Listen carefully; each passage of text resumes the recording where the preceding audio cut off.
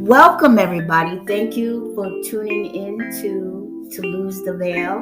My name is Leslie Brown, and I'm going to let the panel introduce themselves. Hi, I'm Solar. Hello, this is Gene. How are you? Hi, everyone. I'm Soli. This is Bonnie. We have a guest speaker today. Her name is Lynda Day, Professor Lynda Day. Hi, everybody. That's great. Yeah. So as you've evolved, because you've been part of this conversation for a long time, decades. Yes. What would you say that you've let go of, and what are your current views now pertaining to God? Oh, well, I like when I don't usually pray. Like I go to church a lot, and I go to church meetings a lot, and someone is always asked to pray. And in my church meetings, I don't pray because I know if I was going to pray, I would say, first of all, I would never use he pronouns in reference to God. And my pastor, too, has gotten better. My old pastor, he would say, God, da, da, da, da, and God, blah, blah, blah. He wouldn't use he pronouns in relationship to God. So I certainly never do. But I don't try to do that in church because I know people look at me funny. But I would say like God, he, she, or our father and mother, if it were me. So to me, I have incorporated in my own mind that African principle that God is a creative force that must combine male and female principles. That's how I look at God. And I also look at God as God is one God. Like there's still, well, I say still because I don't get it. But, people who think that, the Muslims are praying to their God and the Confucians are praying to their God. I'm like, they don't have different gods. Everybody's praying to the same God. They just call the God different names and they have different methods of trying to understand God. But God is God. So that's another place that I've gone. Like, I can't really get with my Christian brothers and sisters in that regard, where they'll say the only way to the Father is through the Son. So, I'm just not with that because I don't think that God is that narrow. Right. I think that God is too vast for any human being to completely conceptualize. None of it computes to human beings. Death, what is that? I'm like, we're all here die. I mean, what's the sense of that? So. Amazing. Absolutely. Absolutely. Well, okay. I'm talking a lot. Yes. No, that's okay. But no, I did invite you to talk, and I'm getting so much more information from you. I'm like, oh my goodness, wow. Because even as long as we have known each other, we've had conversations, but to sit down right now and hear you say how vast you believe God to be is like, bingo, we can't comprehend, period, any of this. And as we evolve, we let go of more and we let go of more and we let go of more. So we've really been restricted. So I'm just having a wonderful time hearing you say all those things. That's all.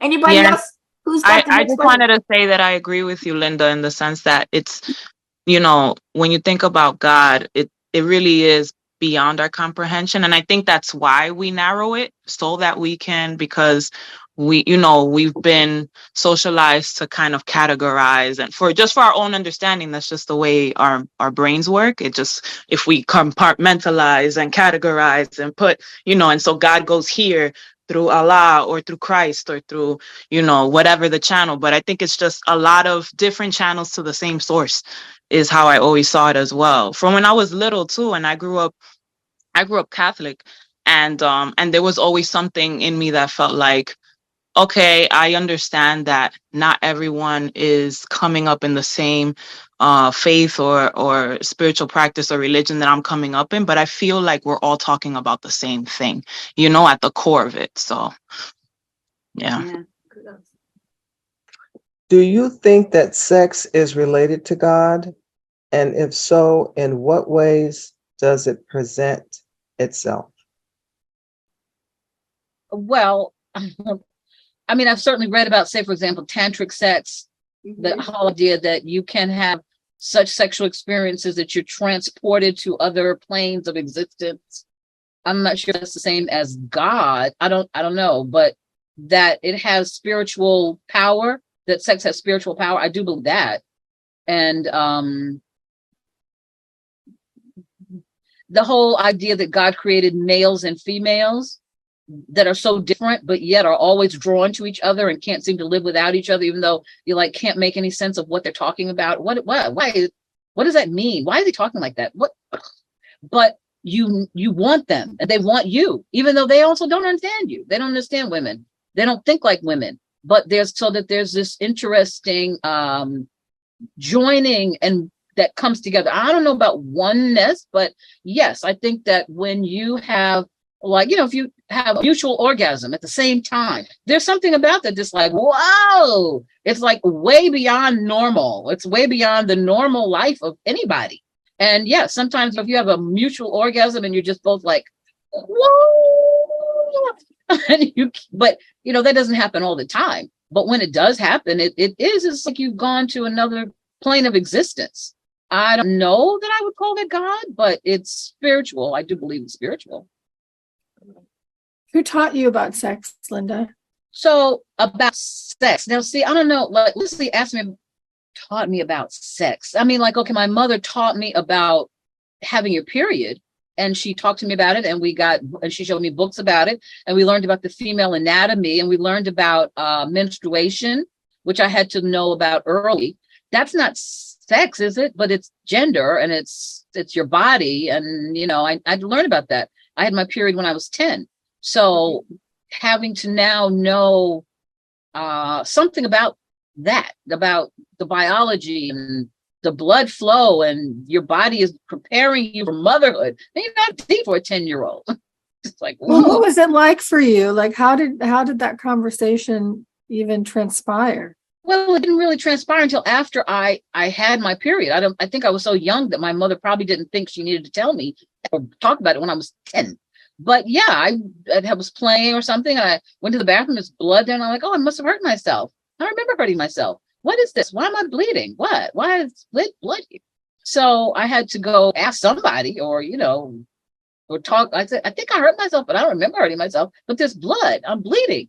So that, and then I think by about 12, I think she showed me about a tampon, I don't know, but just the whole thing about the period and the blood and using Tampax and going to buy them and cleaning up after yourself and keeping it to yourself. And, you have to clean your underwear if necessary. And, but that's not the same as sex. So.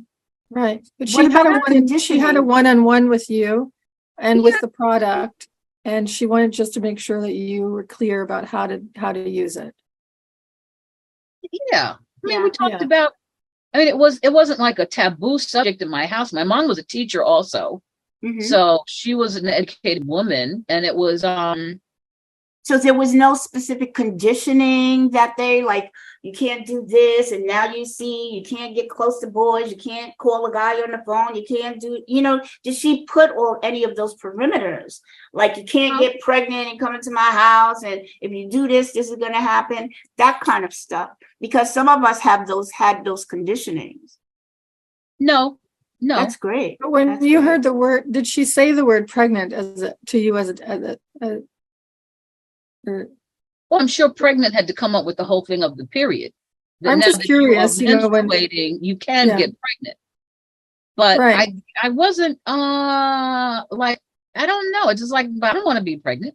I know. I'm just curious, as a 10-year-old, when you hear the word pregnant, it's like there's an image or there's something that comes up. So what is it that came up for you? A 10-year-old.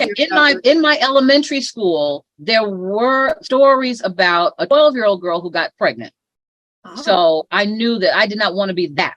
I did not want to be one of those girls at 12 that got pregnant. So, well, for one, we moved out of that school.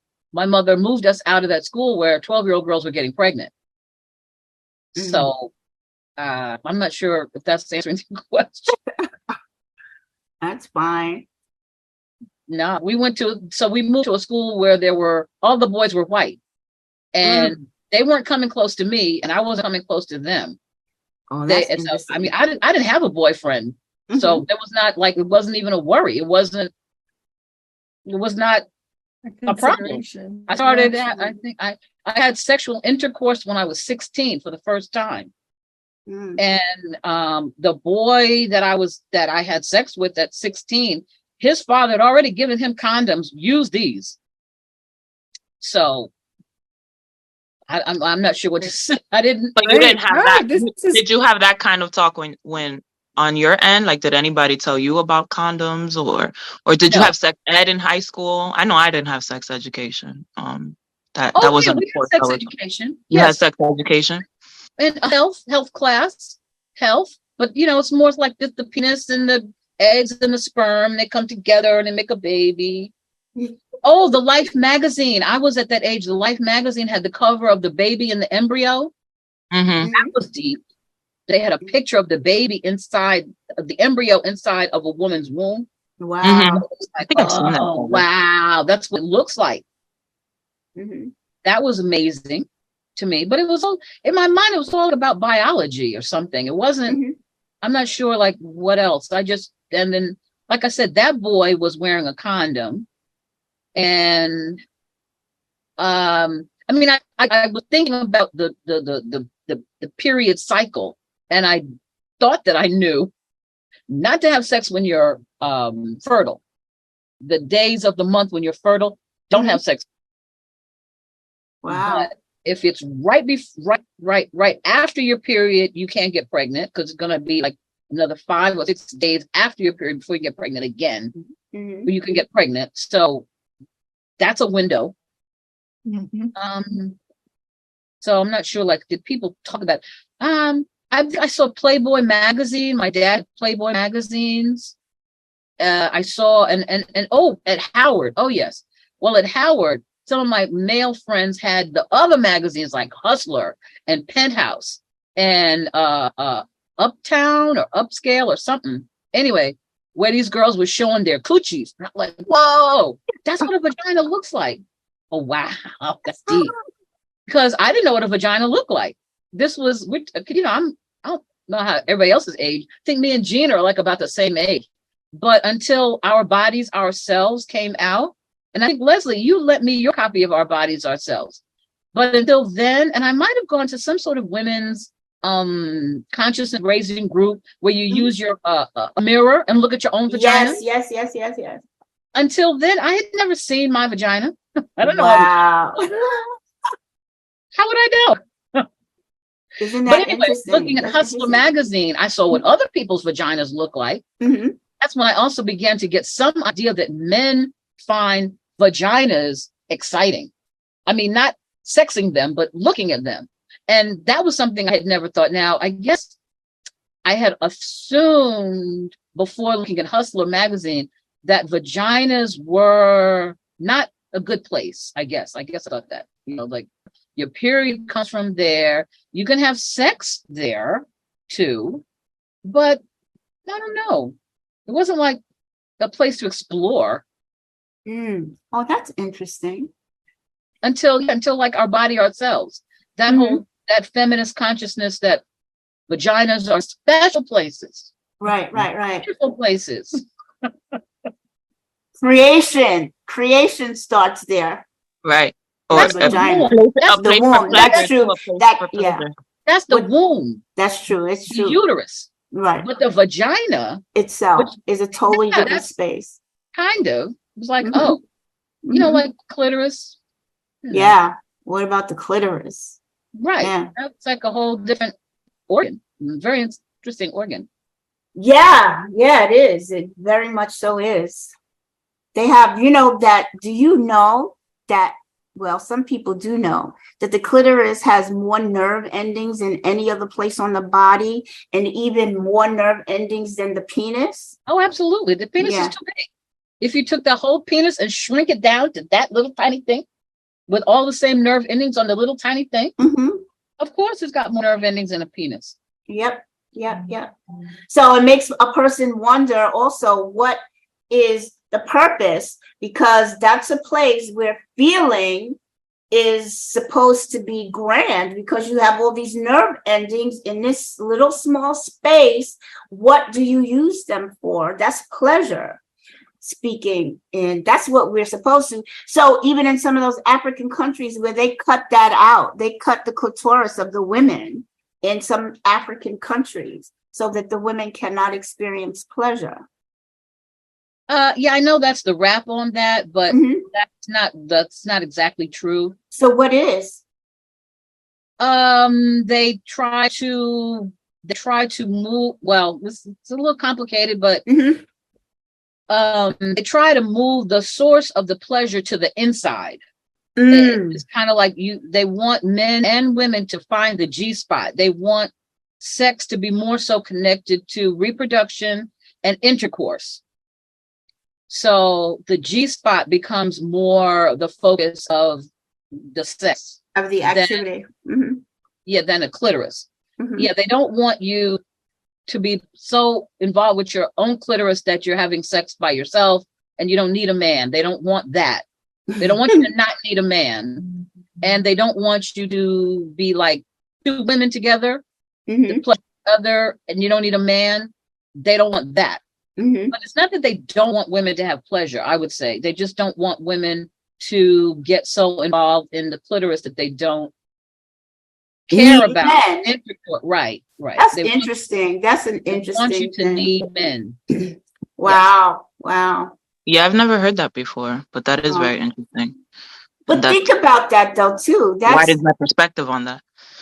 It is a wider perspective on it, but it's also very interesting that they fear that we won't need them. And so there's this, it's like, Yeah. whoa. So you know that we really don't necessarily need you. See, because there's a fear of that to me. That's what that sounds like to me. So they're very well aware of the amount of pleasure that can bring on some. True. Yeah, they're aware of that.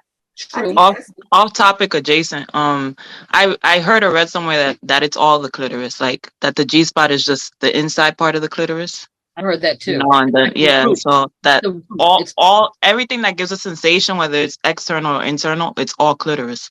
It's all Right. clitoris. Isn't that amazing? so the G spot is another way of reaching orgasm and pleasure without the top part. Without Right. the clitoris, yeah. Right. To add on to this whole, like, we're crescendoing, as I might say, with the G spot, we have been exploring a conversation called life force. And so life force being defined as universal energy or energy that flows within. So there's different languages. Sanskrit word might be prana, the breath of life. And even we talk a lot too about kundalini. I mean, there's just so much. There's just so much and so much meaning to certain messages and even ways of being that human beings do that we've done in the past. And anyway, so do you think that God is related to life force? Yeah. I think that she said that very early on because you were very clear to me that you recognize this life force, this universal energy that is in everything early in the conversation. So that was one of the reasons that I didn't really ask you that, because it came across clear to me that is what you believed. So what we were talking about is where it's found. Like we were talking about, the Kundalini is a representative of that energy. You talked about the women knowing that energy and that everything comes from the earth, and all these deities that are feminine deities that have equal amounts of power, that balance, all that stuff. This is wonderful information. And it's not that information that a lot of us don't know, but the whole point of this conversation is really to kind of broaden our aspects and really relate feminism and sexuality to spirituality in a way that has never been granted to us here in America before. Yeah, the overlay of Judeo-Christianity is very strong in this society. Yeah. So that's kind of sap a lot of that. Yeah, we become prostitutes instead of healers.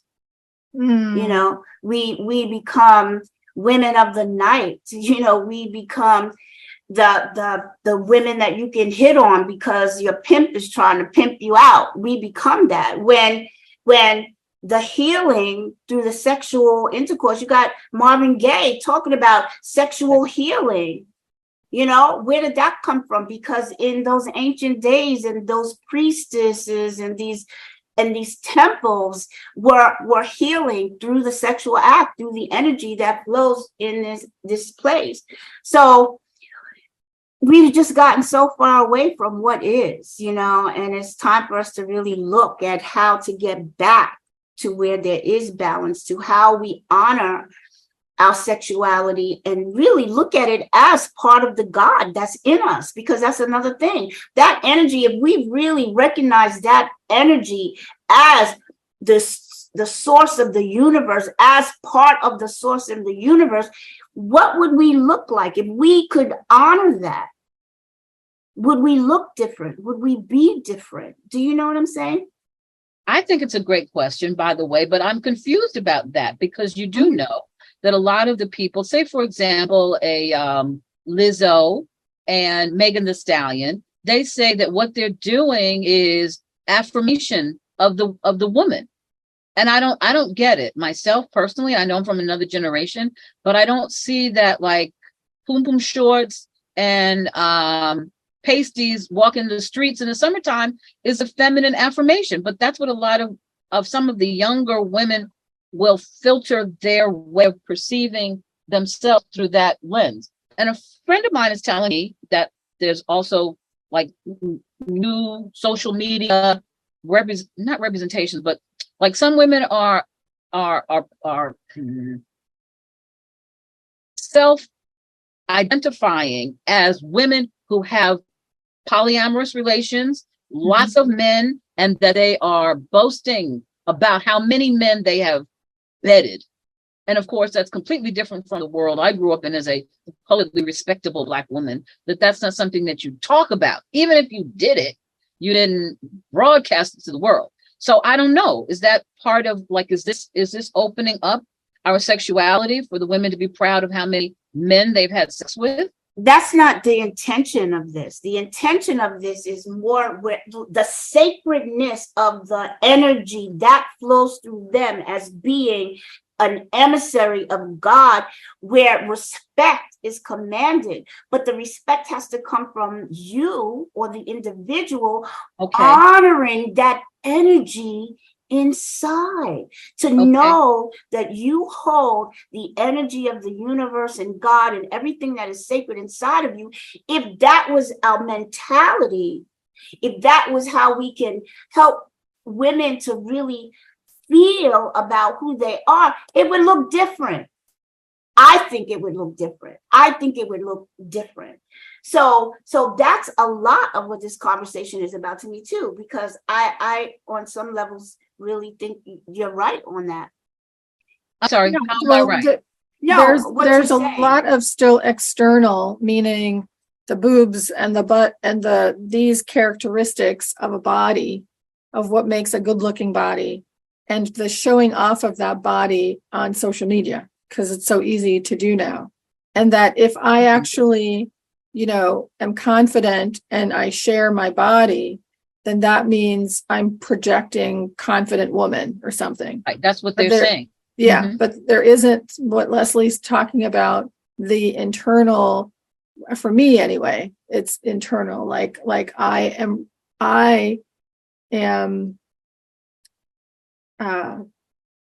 sacred, connected to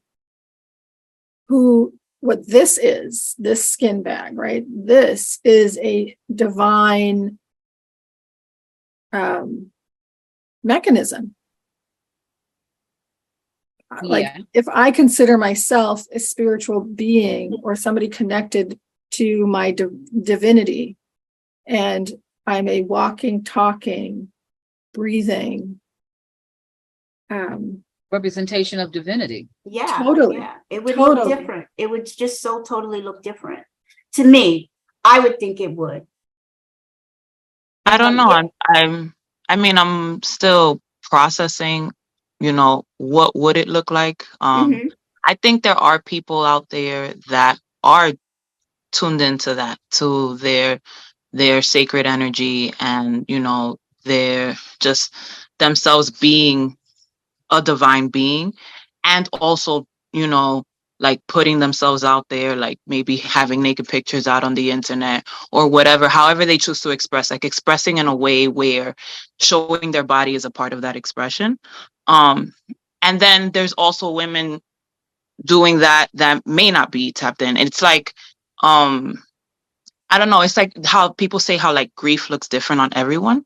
I think it's that same idea. Like I think there's no one way to represent that you are aligning with, Your energetics. that yeah, That's a exactly, with great that point. like Now, universal power. let me just add this to it though, because I I get it, and I still think that there is a difference. And when I say a difference, when the person is expressing themselves from a place of pure internal joy that they're feeling in the moment of what they're doing, it looks very different. And because I'm not doing it for you, I'm doing it for me because it feels good, because I love the way I move, because I love how I feel. The love aspect of the energetics that's flowing through them looks different. It's just like how how there are singers and then there are singers. There are singers who, when they open their mouths, they are so involved with the feelings that come out. You can't help but be mesmerized with them. And they don't even have to sound that great. All they have to do is sing from here. So you don't have to, if you're totally in love with when you sashay, how that energy feels down your block and you're not doing it, but nobody else but yourself, it looks different. You can't tell me that. Mm-hmm. And that's where the difference comes in. Mm-hmm. For everybody to express, but for you to think, oh, I want to be sexy, I'm gonna do all that, that's not coming from this inner sanctuary. Mm-hmm. To me. And it shows up in all these places. It shows up. So the call from, in my mind, the call is really about us learning to love that flow, that spark of divinity above and beyond everything, and move from that place. You know what I'm saying? Anyway, I'm sorry. Just move from that place, because everybody can see that. Everybody. The difference between singers, people who bring down the house and people who don't, it's a magnetism, but it's them enjoying themselves 100%. No, they could care less who's sitting in the audience. They could care less who's watching them. They having a goddamn good time. What were you going to say, Soleil? I'm sorry. No, I was just saying, don't apologize. I mean, we're it's not like we're out here claiming we have answers. We're just, exploring.